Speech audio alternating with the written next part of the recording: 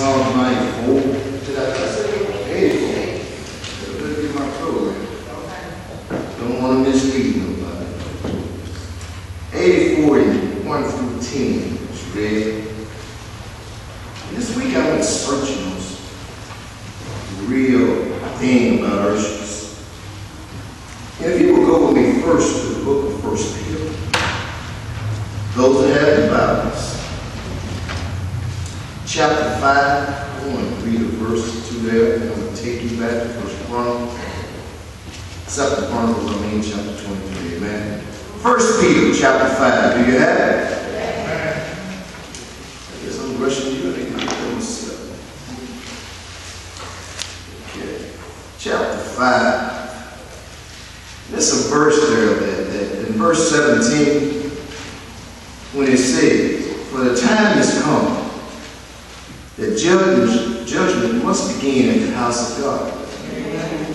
And if first begins at us, what shall the end be of them that obey not the gospel of God?"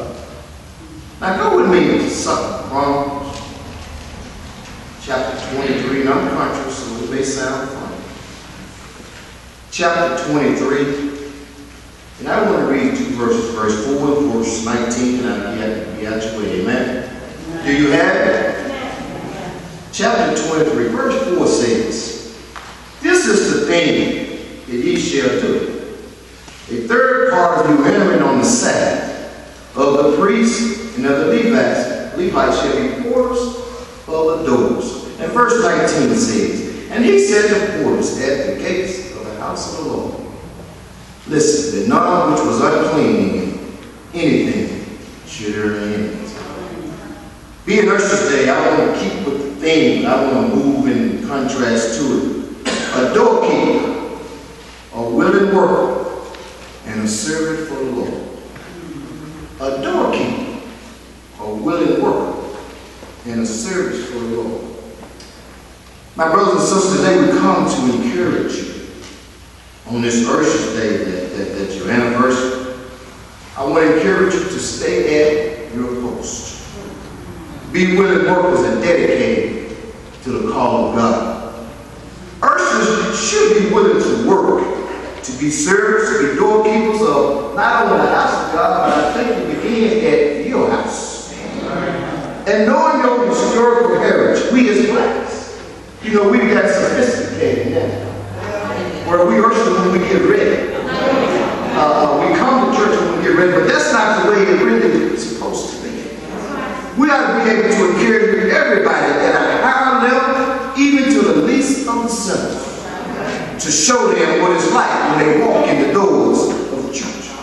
Old folk used to say, however you make your bed, that's the way you got to lay it. And we want to make the path as ushers just a little bit easier for all of those that come into the house of the Lord. First, you need to be encouraged, because church folk can be awfully cruel at times. Sometimes as an usher standing at the door, how can the church convince the world to love one another when the world sees the church stabbing each other in the back? How can the church advise the world to trust in the Lord when we cannot even trust in our own selves? How can the church tell the world to let every man be swift to hear, slow to speak, slow to anger, when you are gospel and lying on each and every line? How can the church tell the world to give those that are less fortunate when we are members of the church are too selfish even to give our time? Y'all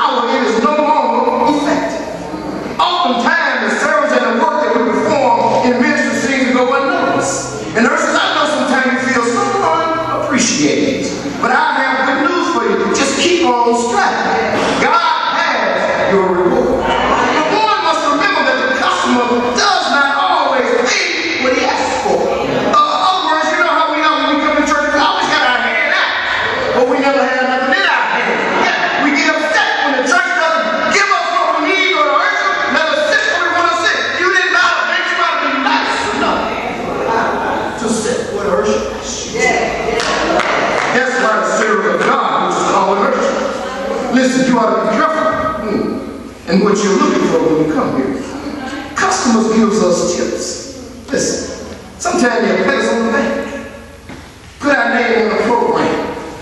Sometimes a customer doesn't even give you a little cash in your hand.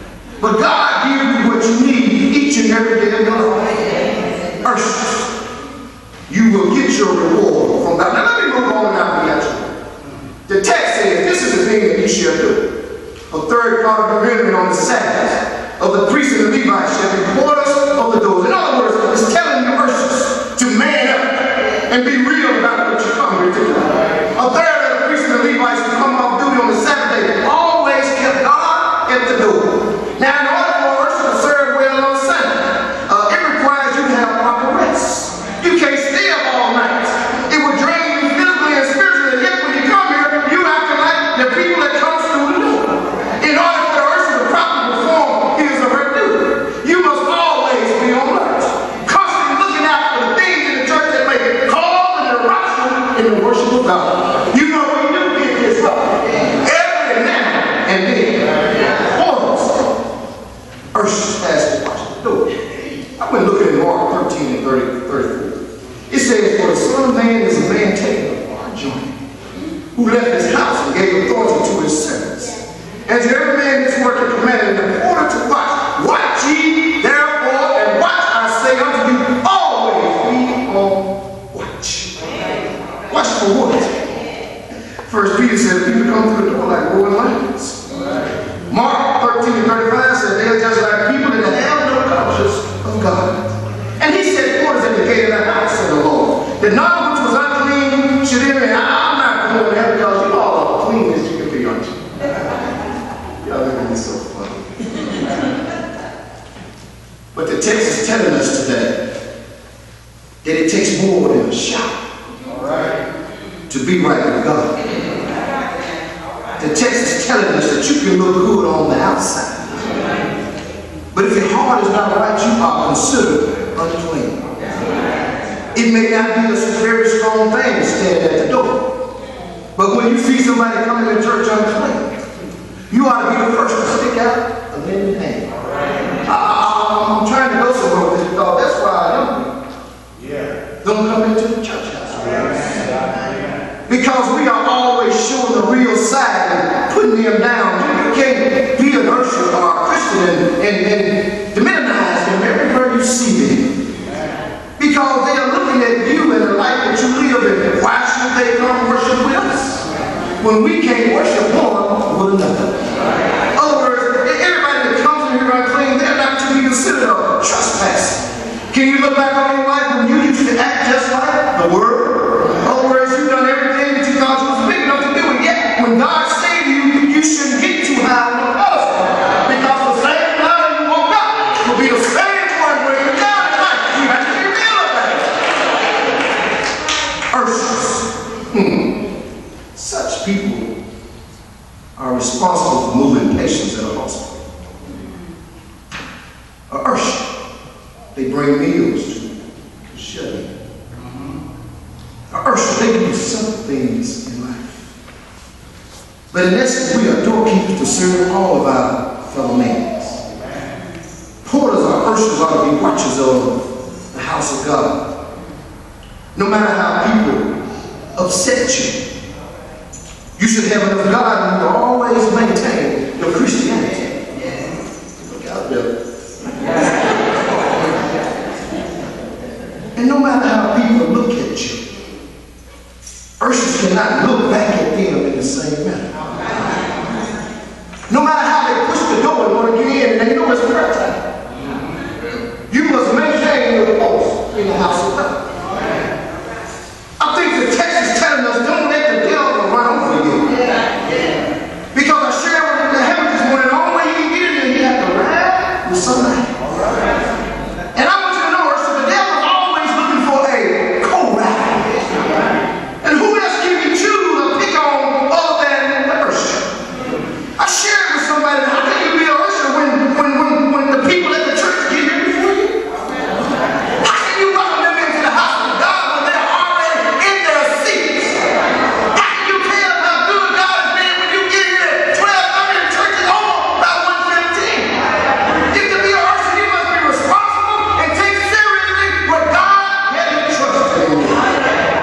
under the law of Moses. Listen, in Moses' time, people like that was put out of the church. And until they was shown themselves pure, they could not be entered into the house of God. And I was looking at this, I said, Lord, what would it be like if the law was applied to our lives today? I think your worship program would be empty, because none of us deserve, even have a reason to stand there looking like we all about that, when we know deep down inside, some of us are stumbled along the way. We quickly become an unclean Israel. Now let me go on from the close. It's the nine porters are doorkeepers in the house of God. And in the old days, there was officers of service who maintained the sanctuary. History dates back thousands of years on porters, doorkeepers, and ushers. There are all kinds of doors in this world. There are doors in the church building. There are doors in the entrance of the mall. There are garage doors. There are house doors. There are bathroom doors, closet doors, windows, doors made of glass, plastic doors, auto doors. But what door do you serve? Some doors are massive, some are small, some are for a purpose, but every door is to keep you in or keep you out. So often we ushers, we take for granted the door that we stand on. But ushers, you are a doorkeeper. Now I don't know how many doors, how many names of folks that went down through you. Abraham was changed, Abel changed Abraham. When God made a covenant here that his seed would multiply. Jacob was named in Israel when he wrestled with an angel. Saul's name was changed to Paul on the road to Damascus. Paul of today was known as Calvin a few years ago. But the name of the usher have never changed.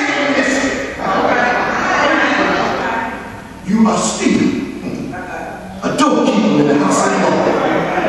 And this name function suggests that you, the usher, must possess a character of integrity. And you must be honest among all people you serve. The church usher should be in good company, because there is no function of the house without the ushers in the God's house. They serve as an instrument of communication between the parking lot and the back door. Jesus Christ, he drew up his custom when he was speaking of himself as a Lord.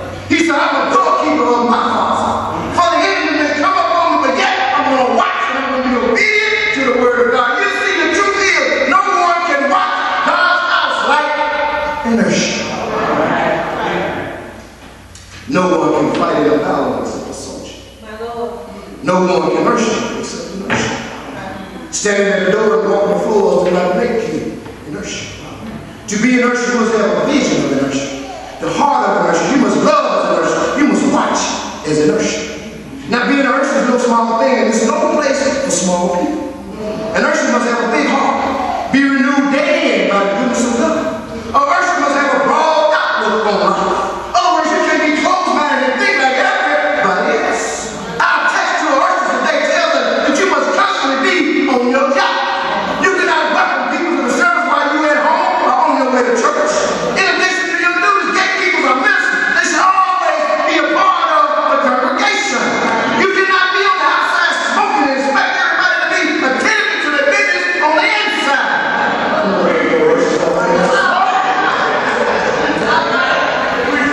This means that you must be on your post. The church must be attended to. An usher must always be ready to meet the needs of the people. That's why you should always be properly fit, always properly dressed, and always have a proper look of an usher. This is why the gospel, according to the book, tells the usher to be all about God's business and not about their business. You're not a gossiping person. You're supposed to be spreading the gospel. Men need to know that when they write about you out of life, that you had something to lead and someone to serve.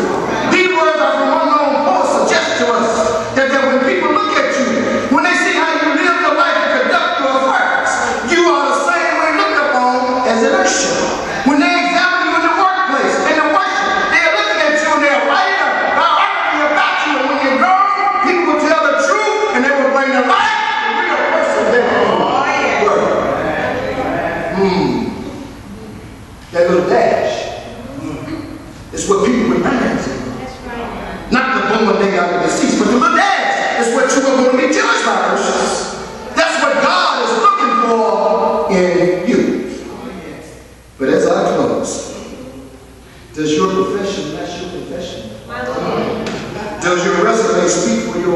worship? Is your title befitting of your testimony?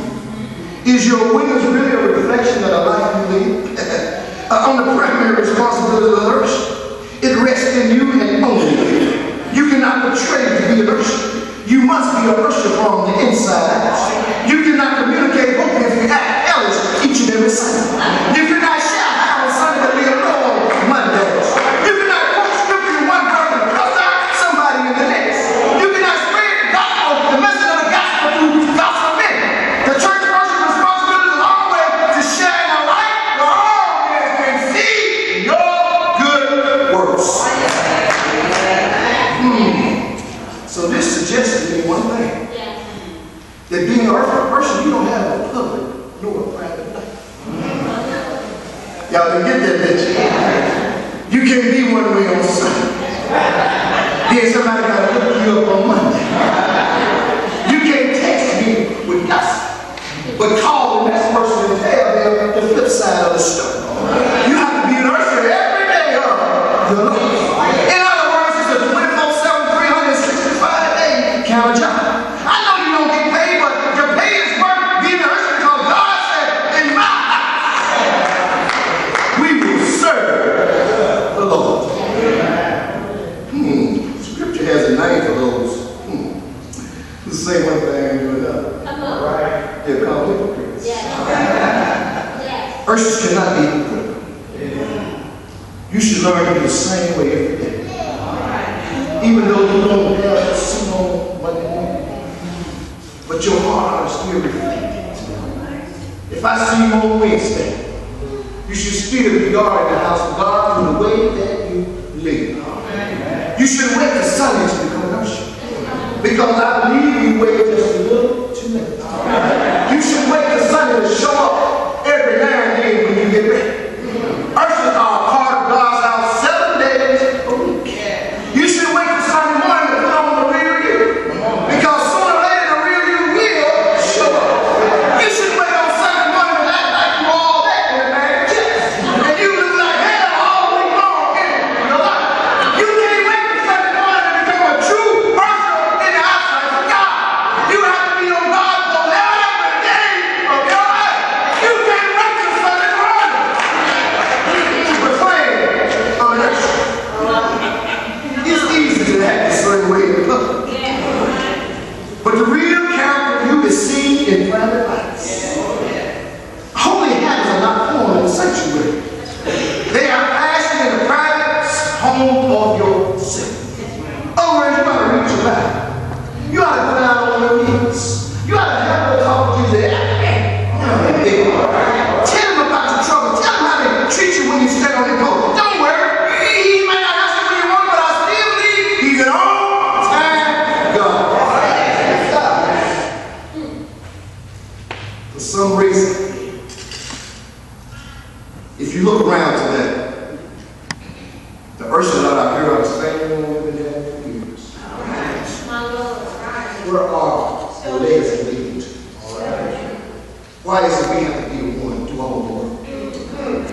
When we have churches with memberships 2, 3, 4, 5,000. Have you ever noticed that you have to put on your worship suit every Sunday?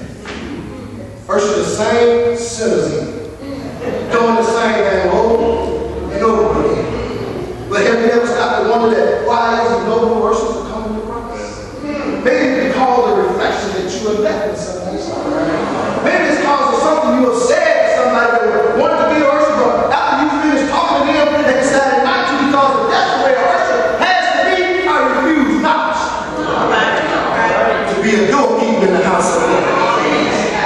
There must be a reason that you are doing the same thing over and over again with the same group of people. There must be a reason that the people of God are getting out of Christianity. And if the reason may be that they drink too much, smoke too much, spend money too crazy, laugh too much, drive too fast, get angry too quick, stay up too late, get tired real fast, don't read the Bible, don't watch TV too long, whatever the reason may be, you need to seek and find and see what the problem is. God is holding you responsible. If nobody else come in behind you, what will the church have to rely on?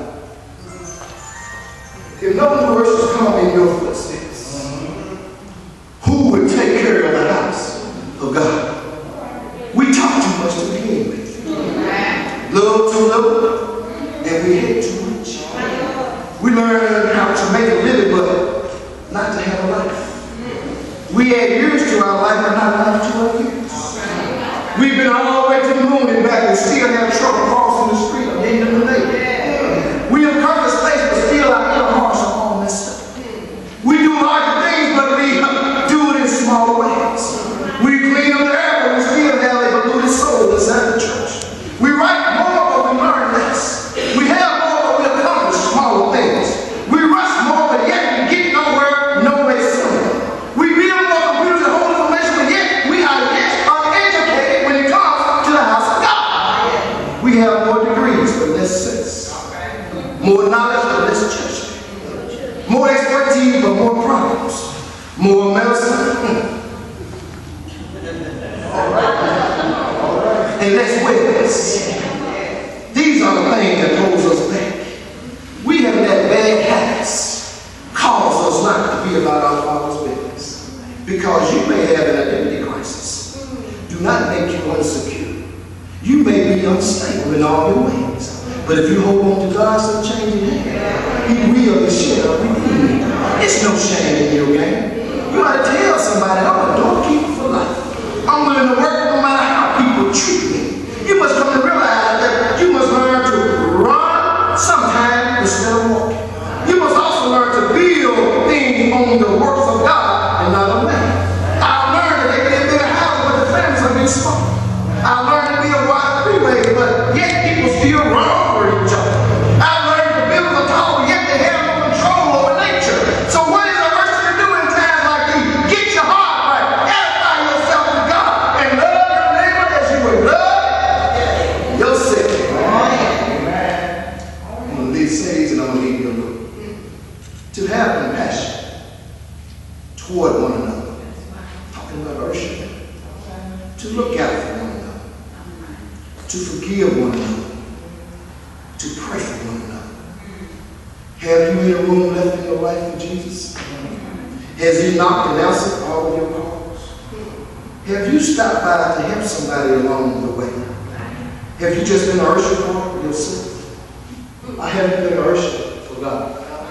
Have you been a selfless usher that if I don't do it, it cannot be done?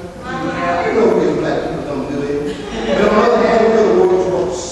Why is it we as ushers in the black race have gotten so far apart? But yet we proclaim all about our Father's business. I remember when I was an usher, I was a little bitty fella. And what broke me up in one of the ushers was an old mean woman in church. Every time she sees me, she'll pour my ear, direct me to my boat. You better not move unless I tell you to. I said, Lord, Lord. And this is what usher had to put up. I refused to be an usher. But later on I realized she was firm in her belief that when you come up in here, you need to be all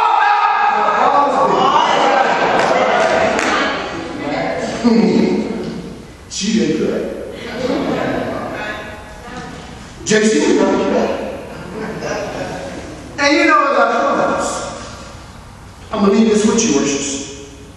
Be sincere. The person sitting next to you, get to know him. Not as a person, as a person. Because that person you're sitting next to may be the only person you know at the time. And I've learned that people are coming back to me. Amen. People will walk away from me because they look back and remind themselves how you treated them. I'm a firm believer you can't do that. But share it with other people. If you can't prove that you all about God's business, get out of God's business. Don't depend on other people. First, you have to be serious. Your responsibility is not one on it. It's one that shows up in your life.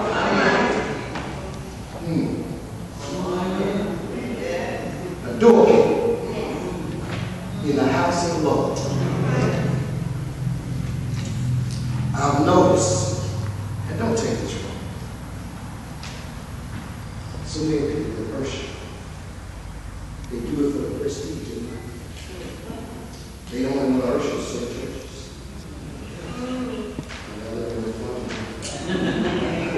They only want to worship certain places. If they're not in a big light, they don't want to worship. But I often ask myself, what are you going to do when God called me as a worship? Who's going to stand in your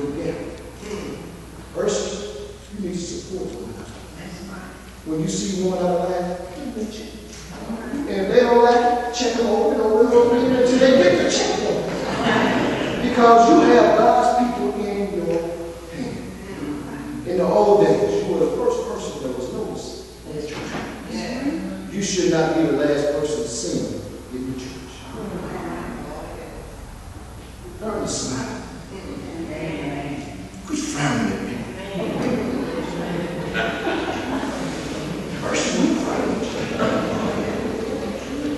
If you're going to be a willing worker, do it the best that you can. When people cuss you out and push you down at the door, just get back on your feet. Get back on your post and stand firm in the eyesight of God. When people don't want to treat you right as an usher, don't do unto others as they would have them to do unto you. Be about your Father's business. I'm telling you what I've noticed as a pastor, people treat ushers real bad. I know you don't get the respect you think you deserve, but you just keep on striving. It's going to come a time where God going to let you laugh at all the things that happened to you. It's going to come a time when you're going to look back and say, it was all worth the while. Now that I see the glory of God. Keep on